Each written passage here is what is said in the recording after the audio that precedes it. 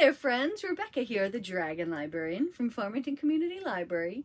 And Kala and I are here today to talk to you about a couple brand new graphic novels that we think are just absolutely fantastic, and we hope that they might be something you want to read as well. So usually when I talk about graphic novels in the same video, I pick a couple that are similar, either in art style or theme or something like that. But these two really don't have anything similar to each other. They just happen to be a couple graphic novels that I read when they came in that I think are just really, really good for their own various reasons. So I want to talk about both of them today, and hopefully they will be something that get you super excited too. I think the summer is a really great time to read graphic novels. I mean, any time is really a great time to read graphic novels, right? But there's just something really fun in the summertime about just sitting outside with like a glass of lemonade and just reading some awesome graphic novels, right? So here are a couple that I think you're going to really enjoy. So the very first one is called Plain Jane and the Mermaid, and this is by Vera Brosgol. Plain Jane and the Mermaid. This is a particularly great one for the summertime because, well, a lot of it takes place underwater, right? So I really like the back. The front of it is really good, but the back of it is really cool too. So this book is about this young girl named Jane who is, well, as you may have guessed from the title, she's very plain. She's very plain looking, and she thinks that she's plain looking because that's what she's been told her whole life. By the villagers, by the people in her school, by her parents. Everybody is just really kind of awful to her because they don't think she is pretty. She's just plain. So she doesn't have the beauty thing going for her, and everybody beats that into her head all the time. In fact, after her parents have died, her cousin comes to take over the manor that she lives in and is basically kicking her out. So she doesn't know what she's going to do. She comes up with this plan that, you know, maybe she could marry this young man who is very wealthy and also very good looking. And that would solve two problems for each of them, right? So if she marries him, she'll have a place to stay. And if he marries her, it'll get his father off of his back. Perfect. Boom. Do they love each other? No, but she figures this is a great solution to her problem. So she's planning to do that, but before it can happen, her quote-unquote fiance gets kidnapped by a mermaid. What? So now she has to venture all the way down to the ocean, into the bottom of the sea, to try to rescue him. So it turns that trope kind of on its head of, you know, the poor girl who has to get rescued, who's kidnapped and has to get rescued by the guy she loves, right? So it's basically, this girl is like, fine, I gotta go rescue him. So she's the one doing the rescuing, which is really funny. She befriends a selkie while she's down there, which is basically, a selkie is a person who can turn into a seal, right? And when she gets down there, though, there's a lot of different things that are tempting, beautiful things, and she's wondering how she's going to ever be able to get her fiance out of this place without him wanting to stay. So this story is really awesome because it has a lot to do with self-confidence, and it has a lot to do with believing in yourself and, you know, getting away from the voices that tell you things that are not true about yourself, right? So if you have people that are bullying you all the time and telling you, oh, you know, you're so ugly or you're dumb or whatever, you start to believe it after a while. And that was what was going on with Jane. She was believing all these people who told her she wasn't worthwhile when she really was. She's an awesome person. Jane is such an awesome character because she's got a lot of different things to her. She's flawed, but also strong and, you know, wants to do the right thing and is hardworking. She's loyal.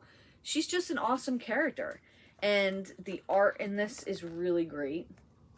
I liked it quite a bit. But I really, more than even the art, I just loved the story of believing in yourself and watching this process happen because, you know, it's easy to have a book or a graphic novel with the theme of believing in yourself, but watching a character who is just completely beaten down all the time grow to the point where she actually really loves herself as a person is really, really cool. So highly recommend this one, Plain Jane and the Mermaid. Plus, like I said, a lot of it takes place in the ocean. Great summertime read. Okay, the next one is called Lunar Boy, and this is by Jes Cin Wibowo. Lunar Boy. So, as you can tell, this one takes place in outer space. And couldn't be more different than a graphic novel that is a sort of a historical one that is taking place under the sea. Now we've got a futuristic one taking place in space. So this is about a young boy named Indu who was born on the moon. He's a moon child, but he was adopted by this woman, and they lived out in space. But now they have gone to this new Earth sort of planet. And Indu is feeling sort of uncertain about that. His mom is busy all the time, and he can't really talk to her about what's going on with school and how uncertain he is. He's got a little bit of a crush on his pen pal. People at school think he's weird, and they're not really accepting of him. And his family, because his mother married somebody, and that's, who they're living with now, they don't really know what to do with him, and he can't really connect with anybody. And again, since his mom is working so much, it's really just hard for him to find time to talk to her about these things. So he ends up making a wish on the moon saying, I can't stand here. I want to come back to the moon. And the moon hears him and says, okay, you have a year. At the end of the year, I'm going to bring you back to the moon. So he's excited about this, but as the year starts to pass, when more things start to happen and he starts to connect with people a little bit more, he has to try to figure out which is better, experiencing hardships and, but also friendships and other things, or, living a quiet, peaceful life without any relationships at all. So it's another story about confidence. So I guess we can say that they are similar, both these graphic novels, in the fact that they both deal with self-confidence and learning to love yourself. But Indu in this one really has to try to find his voice and find a way to speak up for himself and to tell people around him what he's thinking and feeling.